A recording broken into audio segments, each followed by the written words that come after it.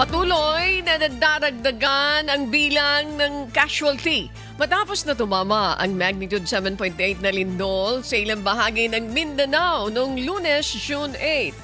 Batay sa latest report ng Office of Civil Defense, sumampa na sa 65 ang bilang ng naitalang namatay mula sa malakas na lindol, habang nasa 1,447 ang mga naitalang sugatan at may 36 na mga nawawala. Samantala, umabot na rin sa 161,000 na mga pamilya ang naapektuhan ng malakas na lindol o katumbas ng nasa 624,000 na mga individual. Marami pa rin sa kanila ang nananatili sa mga evacuation center, habang nasa 728 na mga public at private infrastructures ang nasira ng lindol na aabot naman sa 1.13 billion pesos ang halaga ng pinsala.